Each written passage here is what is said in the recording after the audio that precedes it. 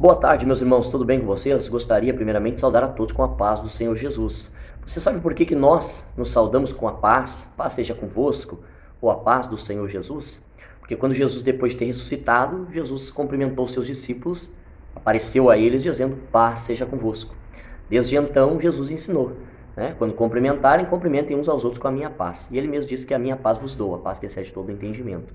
Então é por isso que hoje nós nos saudamos com a paz do Senhor. Ok? Eu estava aqui hoje de tarde meditando uma palavra de Deus e Deus ministrou fortemente a mim uma passagem sobre os dons espirituais e também os dons ministeriais. Dons espirituais são uma coisa, dons ministeriais são outra totalmente diferente, né? Os dons espirituais são revestimento de poder, capacitação para nós fazermos alguma obra em nome de Jesus. Ministérios também são trabalhos, né? Exercícios que a gente faz em favor do reino de Deus, através da igreja, né? Através do dom que nos é dado. E diante disso, irmãos, me lembrei de uma eventual declaração de um irmão que disse para mim que eu era muito bíblico e que eu era muito teólogo, né? Que eu só tinha teologia, ou que eu pregava muito Bíblia, era muito Bíblia, não tinha unção do Espírito Santo, né? Eles não sabem discernir de fato o que é unção do Espírito Santo, né? Unção do Espírito Santo não é gritaria, unção do Espírito Santo não é só revelação. Eu costumo dizer agora que a igreja só tem 2 dons, só fala em línguas e só revela, né?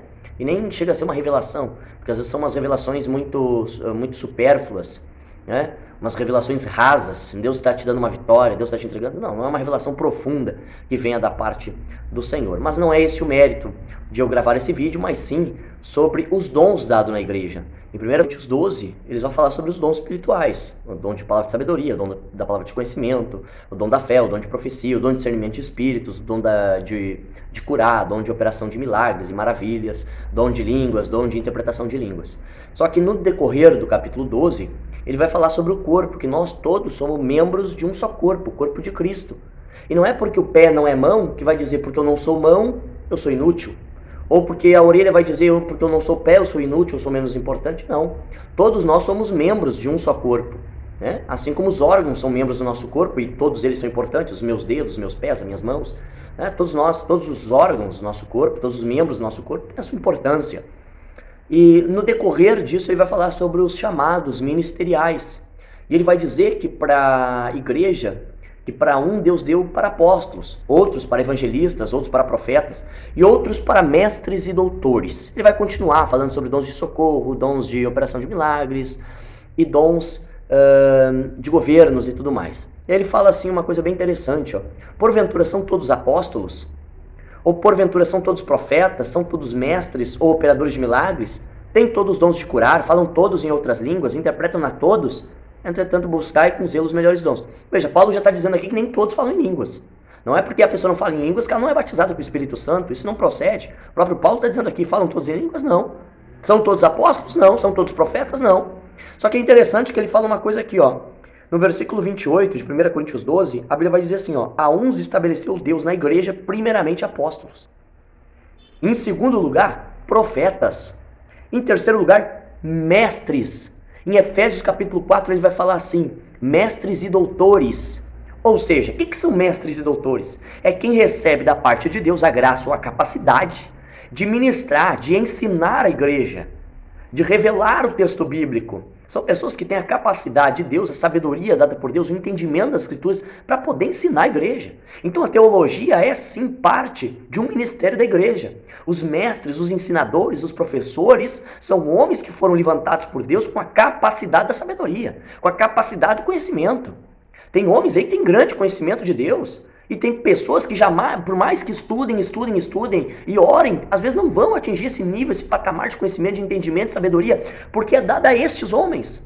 Nós precisamos entender, irmãos, o chamado de Deus para a nossa vida. Paulo vai falar em Colossenses capítulo 1, versículo 8, rogo-vos perante Deus e oro para que vocês tenham pleno conhecimento da vontade de Deus na nossa vida. É necessário, irmãos, que a igreja conheça a vontade de Deus na sua vida. Você precisa conhecer o seu chamado, você precisa conhecer a vontade de Deus para a sua vida. Não adianta eu querer ser como você ou você querer ser como eu, jamais seremos, porque cada um foi chamado segundo a vontade de Deus para um determinado fim, para uma determinada obra. Não adianta eu querer ter os dons de operação de milagres se eu não fui chamado para isso. Meu chamado é doutor, é mestre, é ensinar a palavra, é esmiuçar a palavra, é trazer a palavra, a revelação da palavra à luz como ela é. Deus me deu essa capacidade de memorização dos textos bíblicos, da Bíblia inteira, que eu discorro vários capítulos aqui de cor, porque Deus me deu essa capacidade, Deus me deu essa graça, essa sabedoria, esse entendimento, esse conhecimento. Então não adianta nós queremos que todo mundo seja igual a nós. E muitas vezes eu conheço pessoas como eu, que pregam, estudam mais, se esmeram mais no conhecimento das escrituras, são mestres e doutores, que oram e jejuam muito mais. Então não existe esse negócio de dizer que não é espiritual. Pelo contrário, quem prega a palavra de Deus com autoridade, como os apóstolos fizeram, como eles pregaram, porque Estevão, quando foi martirizado no capítulo 6 do livro de Atos, ele dá uma aula teológica, no capítulo 7, melhor dizendo, ele dá uma aula teológica falando da história de Israel para chegar na hora da igreja. E ali os homens não aceitaram aquela palavra ali, cheia de conhecimento e sabedoria oriundas de Deus, não falou em língua estranha, não rodopiou, não fechou os olhos, disse que estava recebendo um oráculo divino e sagrado, não. Pela palavra de Deus ele pregou. Jesus, as palavras simples e profundas de Jesus. Jesus não precisava gritar, Jesus não precisava fazer saracoteio, mas a palavra de Jesus era cortante, penetrante, porque tinha sabedoria. E os homens ainda diziam, este homem prega como quem tem autoridade, não como os escribas e fariseus. Porque a palavra de Jesus era revestida de unção. Era carregada de unção, carregada de poder. Por mais que fossem a palavra, somente a palavra, o problema da nossa geração é que ela não se sustenta com a palavra, porque não conhece a palavra, porque não medita na palavra, porque não crê na palavra. A igreja de hoje quer profecia, quer revelação, quer línguas estranhas, cai no poder, cai naquilo, cai nisso, e não muda, não é transformada. Olha, leia ali as histórias dos reformadores, século XVI, XVII, Martinho Lutero, João Calvino, William Tyndale, John Hus, Wycliffe, muitos homens, depois mais posteriormente Jonathan Edwards,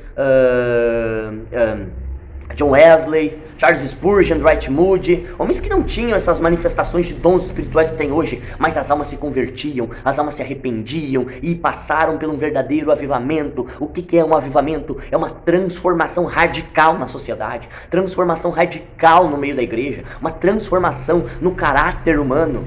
Esses homens impactaram o mundo e não ficaram revelando, profetizando, não ficaram falando em línguas estranhas, não ficaram rodopiando, não tinha cai no poder, mas esses homens tinham uma pregação carregada de poder, transformada de poder. E querido, amado irmão, se você não tiver conhecimento das escrituras, você pode falar em línguas, você pode revelar, você pode profetizar, você não vai ter o poder nem o conhecimento de Deus. Você precisa revestir do poder de Deus através das escrituras. O próprio Jesus disse, quando vier o Espírito Santo, outro Consolador, ele vos guiará em toda a verdade, vos fará lembrar de todas as coisas que o quê? Que eu vos tenho dito.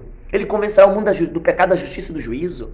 Ele vos colocará as palavras da verdade na vossa boca, não palavras de persuasão humana, como esses caras aí, esses camaradas aí fazem muito, palavras de impacto para impactar, não, mas palavras de vida eterna. O próprio evangelho são palavras de vida eterna, não precisamos enfeitar, não precisamos enredar, não precisa de coisa alguma mais do que isso.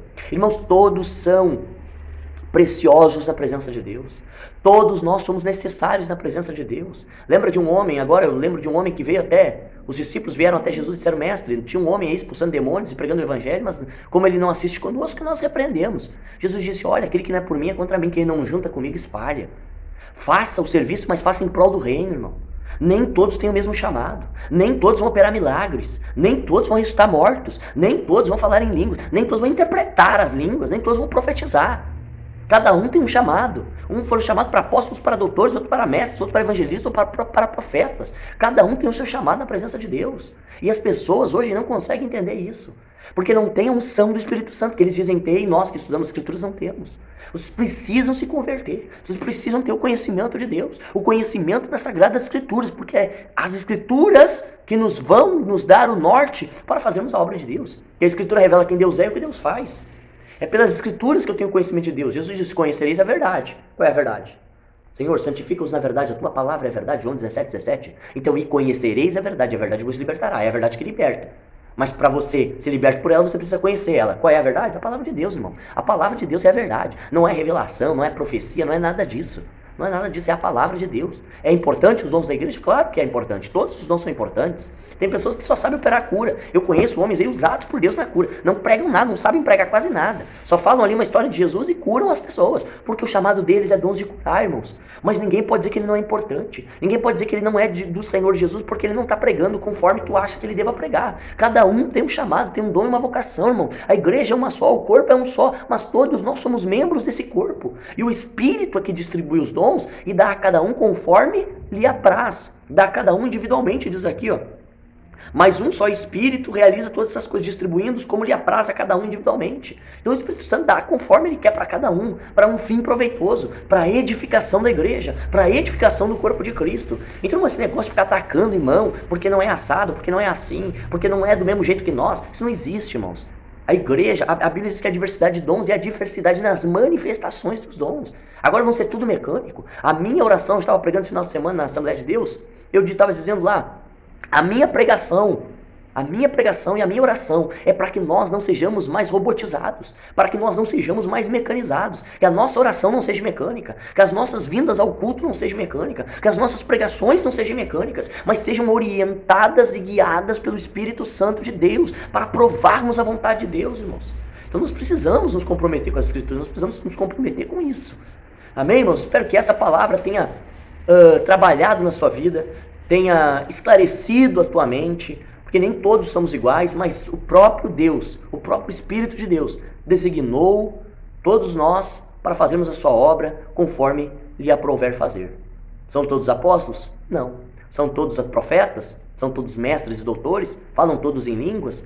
Profetizam todos? Interpretam a todos? Não, mas cada um tem um dom e um chamado. E eu já vejo isso uma operação de Deus, para que cada um de nós possamos servir o nosso próximo. Coisa boa demais, irmão, estar num culto e alguém me entregar uma revelação, uma profecia da parte de Deus, vai edificar a minha vida, vai abençoar a minha vida.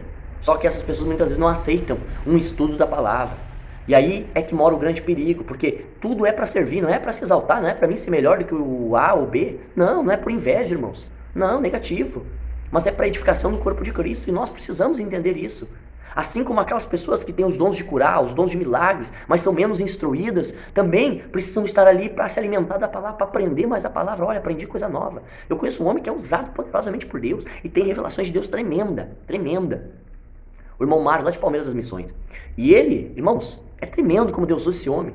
Só que tem coisa da palavra que ele liga para mim e me consulta, porque sabe que Deus me deu a graça, a sabedoria e o dom da palavra de Deus. E não é, tudo é para edificação do corpo de Cristo. Tudo é para edificação do corpo de Cristo. Olha o que aconteceu na igreja de Atos, na igreja apostólica. Os discípulos de Jesus, os apóstolos Pedro, Tiago e João, eles não conseguiam mais fazer a obra de Deus porque tinham que cuidar das necessidades do povo. Aí o que o Espírito Santo instruiu eles a fazerem? A separarem 7 homens cheios do Espírito Santo para serem diáconos, para assistirem na igreja enquanto eles se preocupavam com o ministério da oração e da palavra. Mas cada um tem um chamado e uma vocação. E nós precisamos entender isso. A igreja é uma só, irmãos. Nós em Cristo Jesus somos um só corpo. Por que vamos dividir aquilo que Jesus uniu? Toda a casa dividida não subsiste. É por isso que a igreja hoje brasileira está da forma que está.